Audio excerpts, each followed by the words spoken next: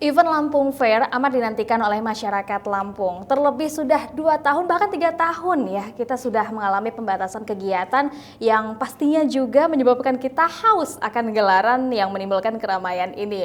Tapi pastinya jangan sampai Lampung Fair yang memiliki potensi begitu besar untuk pergerakan ekonomi kita lewatkan begitu saja.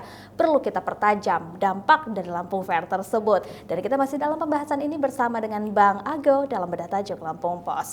Oke Bang Ago, ada yang menarik dalam pegelaran pada tahun ini. Bukan hanya pada ajang Lampung Fair, tapi juga pada ajang-ajang lainnya. Sepertinya kita kaget untuk melakukan event keramaian ini.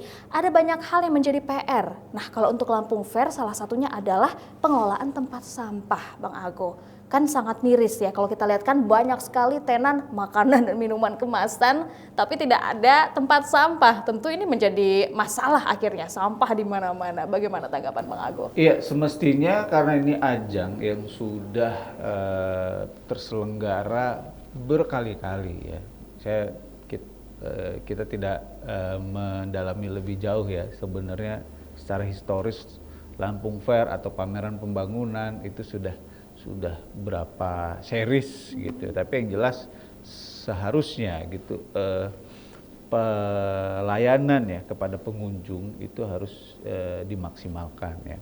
Dari hal-hal yang kecil, misalnya dari penyediaan tempat sampah ya. Karena itu banyak orang, panitia mengklaim itu dalam semalam itu sekitar 10.000 orang yang berkunjung ke sana. Artinya itu angka yang tidak sedikit dan bisa jadi mereka belanja di sana ya kan.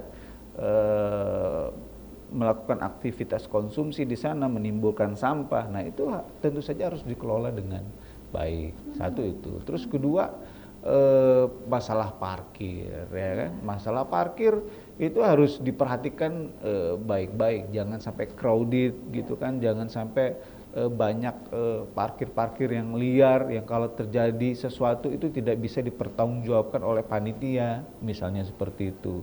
Atau juga misalnya soal keamanan ya. Saya 2 tahun yang lalu itu sempat ada peristiwa kan, ya kan, panitia salah satu stand itu motornya hilang gitu loh di area Lampung Fair. Nah, hal-hal seperti ini seharusnya sudah tuntas. Kalau kita mau berpikir bagaimana Lampung Fair ini bisa mempertajam dampaknya bagi pembangunan. Betul. Karena dampak dari pembangunan inilah yang sebenarnya disoroti oleh pemerintah Provinsi Lampung ya, berharap kepada panitia pihak ketiga yang diajak kerjasama itu bisa mencapai target tersebut ya.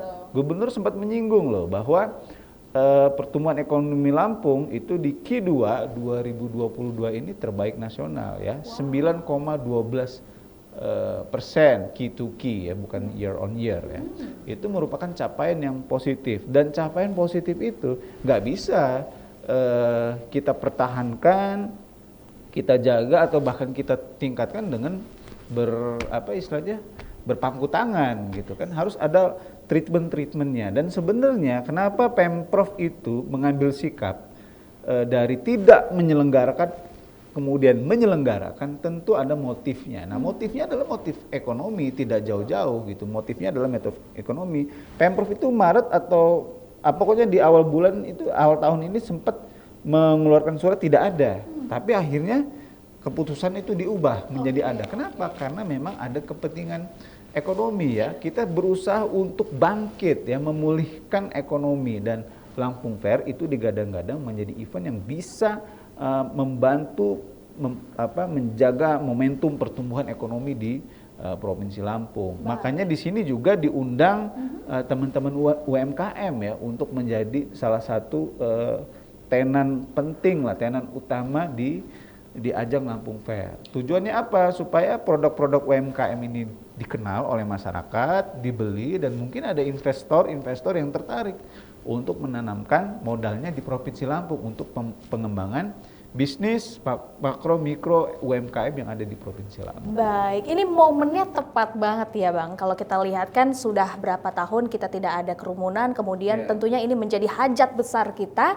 Satu sisi adanya pandemi kemarin ternyata meningkatkan produktivitas UMKM karena akhirnya banyak yang mulai terjun ke dunia UMKM, kemudian juga diberikan ruang oleh pemerintah pastinya dengan adanya banyak pelatihan, banyak kegiatan.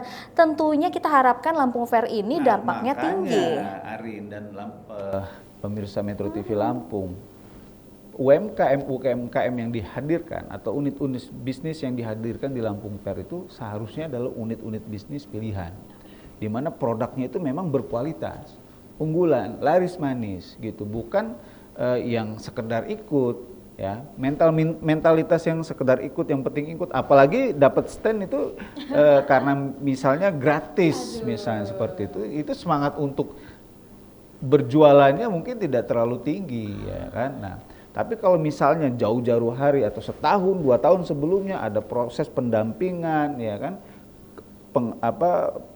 supporting dari Pemprov, ya, dari pemerintah daerah, UMKM, menciptakan UMKM unggul, kemudian mereka dihadirkan di ajang Lampung Fair, itu rasa-rasanya efek multiplier efek yang diharapkan oleh Pak Gubernur itu bukan perkara yang mustahil, ya. Jadi berbicara benefit itu tidak hanya bicara yang seperti diungkapkan oleh panitia, ya, di mana ditargetkan itu 100 miliar, dihitung dari arus perputaran uang yang terjadi dari tiketing, ya kan, kemudian barang-barang yang dibeli di ajang Lampung Fair. Tapi sebenarnya multiplier efek itu lebih besar lagi, ya. Dari persiapan pun, ya, ketika tenan itu disewa, menyerap tenaga kerja, ya kan, ketika persiapan, ada proses produksi, logistik, ya kan. Kemudian ketika pelaksanaan, ya, banyak pedagang yang hadir di situ, ya kan. Kemudian terjadi investasi di situ. Jadi sebenarnya multiplier efeknya itu luar biasa sekali. Kayak misalnya Formula E kan, nilai investasinya 500 miliar tapi capaian multiplier efeknya bisa sampai 2, triliun. Begitu juga Mandalika. Artinya apa? Event-event besar seperti ini sebenarnya itu memang memiliki daya dorong ekonomi yang sangat kuat, dan ini yang harus benar-benar dimaksimalkan oleh pemerintah Provinsi Lampung. Baik, apabila kita melihat, ya, tentunya ini merupakan event yang sangat besar dan juga punya dampak ekonomi yang tinggi. Tapi di satu sisi kita jangan sampai hanya mengejar ekonomi saja, tetapi juga pastinya kesejahteraan dan juga kenyamanan serta keselamatan. Kalau kita melihat beberapa fenomena baik itu di dalam negeri maupun juga di luar negeri, ada beberapa tragedi yang tercipta karena adanya kerumunan. Tentunya kita harapkan juga supaya Lampung Fair ini dampaknya menjadi dampak yang positif dan kita mencegah adanya dampak-dampak negatif. Bagaimana rekomendasi dari Bang Agus sendiri? Jadi untuk mempertajam efek ekonomi dari Lampung Fair ini memang diawali dulu dari persiapan, ya. Mempersiapkan siapa pesertanya ini. Pesertanya harus peserta unggulan, ya kan. Produk yang dijual itu ada produk-produk yang memang berkualitas, karena kan pepatah mengatakan ada gula ada semut, gitu kan. Di mana ada barang yang manis, di situ akan ada semut yang mengerubungi. Jadi kalau UMKM-nya berkualitas, pasti itu pembelinya akan banyak, investornya bakal tertarik.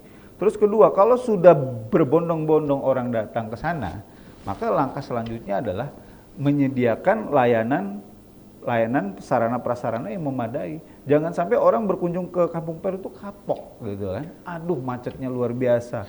Aduh, saya kehilangan dompet, kecopetan misalnya, apalagi motor, ya, dompet aja kita mengeluh, apalagi kehilangan motor, ya. Kemudian sampahnya nggak karu-karuan, terus kemudian alur kunjungannya itu mungkin terlalu padat, ya kan. Orang mesti saya pernah itu mengalami itu kan, dari satu stand ke stand yang lain itu lama, ya? Lama karena jalan pelan-pelan jalan seperti itu. Okay. Nah, harapannya pelaksanaannya juga bisa berlangsung lebih baik, bisa memberikan kenyamanan, keamanan kepada pengunjung. Supaya apa?